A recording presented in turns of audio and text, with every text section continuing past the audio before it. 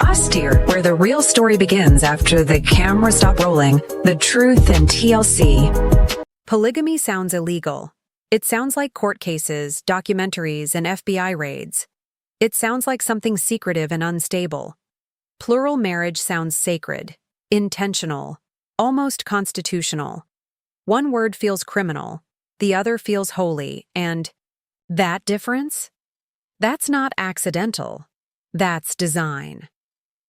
In certain fundamentalist Mormon communities, especially groups like the Apostolic United Brethren, language is everything. Children don't grow up saying polygamy. That's considered crude, outsider talk, simplistic. They're taught to say the principle or living plural marriage, because when you change the word, you change the meaning. And when you change the meaning, you change the emotional response. Polygamy feels like one man collecting wives. Plural marriage feels like obedience to God. That linguistic shift does something powerful. It reframes hierarchy as holiness. Now imagine growing up inside that system. You're told your family is chosen, set apart, spiritually elevated. You're also told never to talk about it in public. At the grocery store, you only acknowledge your biological mother, the woman who braided your hair that morning. She's suddenly just someone from church. Your siblings become family friends. You learn early that truth depends on location. Inside the house, sacred calling. Outside the house, careful silence. This is where language becomes control, because when children are trained to rename their own relationships depending on who's listening, they aren't just learning discretion, they're learning dual identity. And that duality runs deep. In church school, they're taught that plural marriage isn't optional in the highest level of heaven. It's required.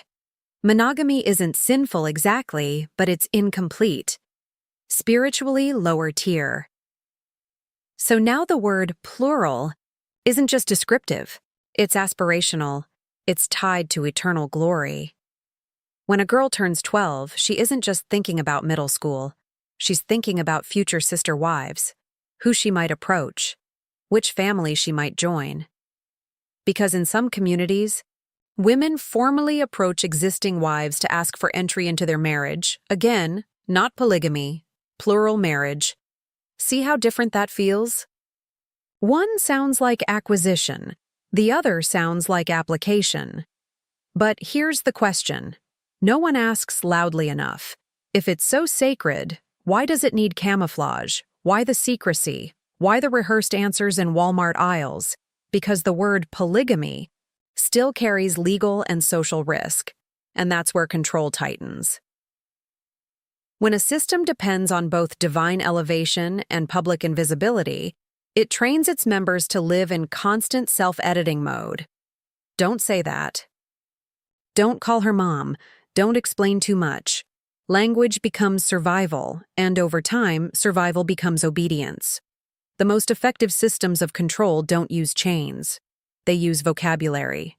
They redefine sacrifice as virtue. They redefine jealousy as selfishness. They redefine hierarchy as order, and perhaps most importantly, they redefine submission as righteousness. If you've ever wondered how intelligent, capable women stay in plural marriage for decades, the answer isn't weakness, it's framing. When the system says you're not sharing a husband, you're building a celestial family, your brain processes that differently.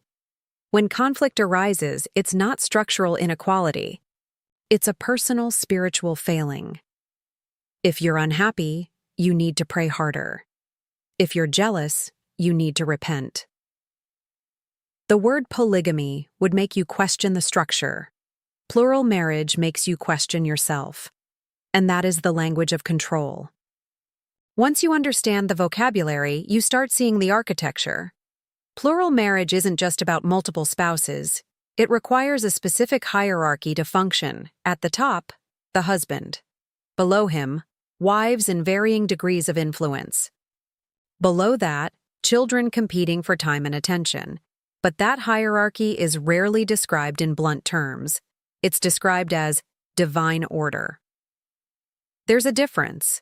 When a father greets his children with handshakes instead of hugs, that isn't coldness. It's respect for priesthood authority. When wives defer publicly, it isn't submission. It's honoring headship. When education is limited or filtered through church-run systems, it isn't restriction. It's protection. Again, vocabulary smooths the edges. Now consider what happens when someone raised in that system tries to join mainstream Mormonism. The mainstream Church of Jesus Christ of Latter-day Saints publicly rejects polygamy. It hasn't practiced it for over a century.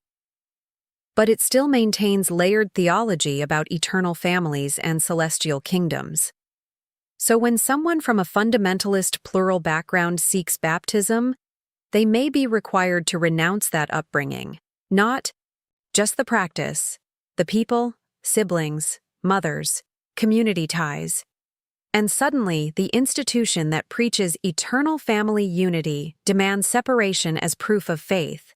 That's when the vocabulary collapses. Because if family is eternal, why must it be erased to qualify? If truth is universal, why does it change depending on which branch you're in? This is often the breaking point. Not jealousy, not exhaustion, not even logistics.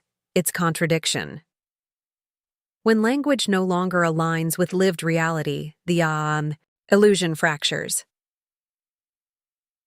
Many women who leave plural marriage say the shift began intellectually. They noticed patterns, the same conflicts across different families, the same emotional scarcity, the same hierarchy defended as divine. At first, they blame personalities. Then they realize it's structural. Plural marriage doesn't malfunction because individuals fail. It requires imbalance to operate. It requires women willing to accept partial access to partnership. It requires emotional discipline that suppresses natural attachment needs. It requires reframing inequality as destiny and, eventually, some women reach a simple conclusion. They don't want to share, not because they're selfish, because they're human. When someone chooses monogamy after being raised in plural marriage, it isn't just romantic preference.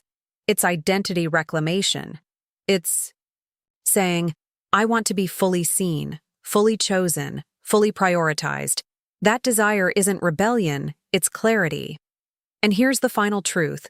The debate between polygamy and plural marriage isn't semantic, it's psychological. One word externalizes the structure, the other internalizes the responsibility. One asks, is this system fair? The other asks, am I faithful enough? That subtle shift determines whether someone critiques the framework or blames themselves.